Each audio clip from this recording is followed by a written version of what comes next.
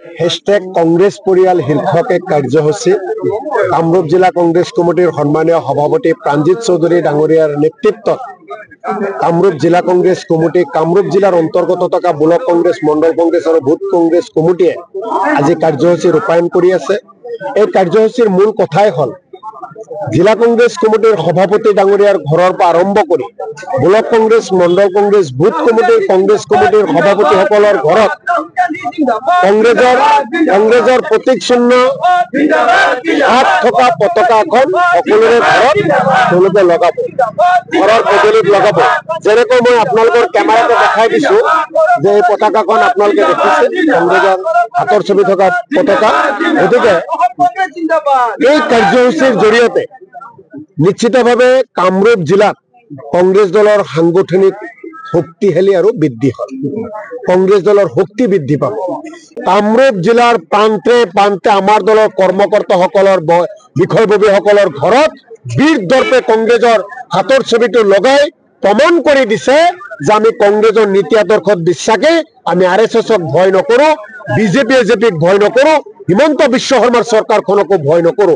আমি সেই দলৰ সদস্য যি দলৰ নেতাসকলে ব্ৰিটিছক খেদি এই দেশ স্বাধীন কৰিছিল। আৰু আজিৰ যি কাৰ্যসূচী চলি আছে এই কাৰ্যসূচীয়ে নিশ্চিতভাৱে কামৰূপ জিলাৰ অন্তৰ্গত এজেপি বিজেপিৰ নেতা কৰ্মীসকলৰ লগতে বিধায়ক বিধায়িকাসকলে যথেষ্ট ভয় খাইছে।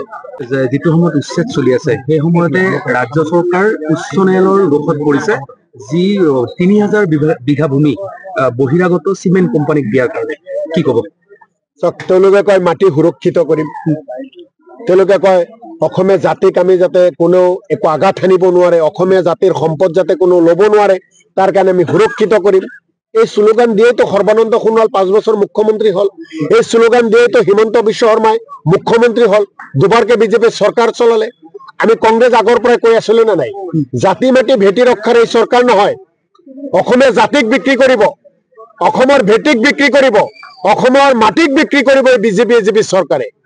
হিমন্ত বিশ্ব শৰ্মাই নাগপুৰৰ নিৰ্দেশত, নৰেন্দ্ৰ মোদী অমিত শ্বাহৰ নিৰ্দেশত আৰু গুজৰাটৰ সেই ব্যৱসায়ীসকলৰ নেতৃত্বত তেওঁলোকৰ নিৰ্দেশত অসমৰ সকলো সম্পদ মাটি আদানী আম্বানীক ডাঙৰ ডাঙৰ কোম্পানীক বিজেপিৰ মিত্ৰসকলৰ হাতত গতাই দিব বিচাৰে।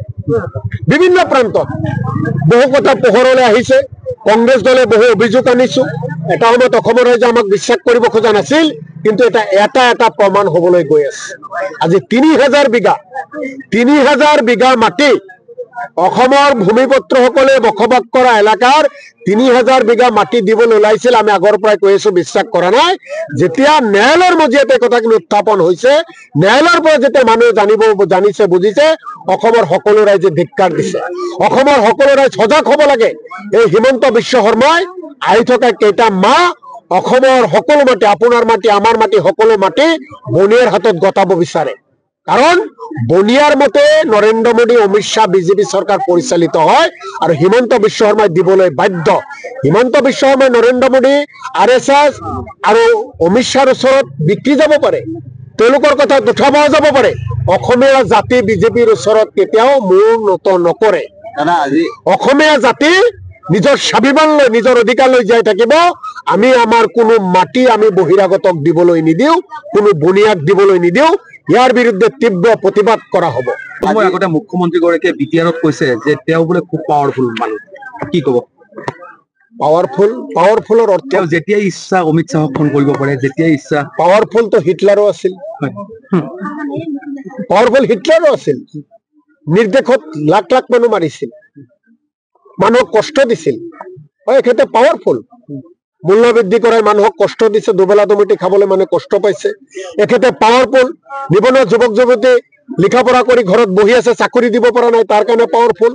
কৃষকসকলক উপযুক্ত মূল্য দিব পৰা নাই, তাৰ কাৰণে পাৱাৰফুল। তেখেতে অসমত এটাৰ পিছত এটা গোষ্ঠীগত সংঘৰ্ষ লগাব বিচাৰিছে, সেই ক্ষেত্ৰত পাৱাৰফুল। তেখেতে অসমৰ চাহ জনজাতিসকলক তেওঁলোকৰ যিটো শ্ৰমৰ মূল্য দিব লাগে সেই দিব পৰা নাই, তাৰ কাৰণে তেখেতে পাৱাৰফুল। অসমত বিভাজন কৰাৰ কাৰণে শংকৰদেৱ মাধৱদেৱ আজান ফকীৰৰ শান্তিৰ অসমখনত অশান্তিময় পৰিৱেশ কৰাৰ কাৰণে যিখিনি কৰিব লাগে সেই পাৱাৰ হিমন্ত বিশ্ব শৰ্মাৰ আছে, সেইকাৰণে তেখেতে পাৱাৰফুল। কিছু সময় ধুবুৰীত 10টা আসন পালে আপোনাৰ কংগ্ৰেছে, কিন্তু জিলা পৰিষদ গঠন কৰিব নোৱাৰিলে। এটা কাৰণ কি আছে? চাওক, মই গোটেই দিনটো মেল মিটিঙত ব্যস্ত হৈ আছিলো। কথাখিনি এজন দুজনে শুনিছে, যিহেতু কথাখিনি বিতংকৈ নাজানিলে কোৱাটো ঠিক নহয়। নিশ্চিতভাৱে জানিলে আমাৰ প্ৰতিক্ৰিয়া জনাম। যিকোনো খবৰৰ বাবে যোগাযোগ কৰক 7099017330 লগতে 7099017110 নম্বৰত।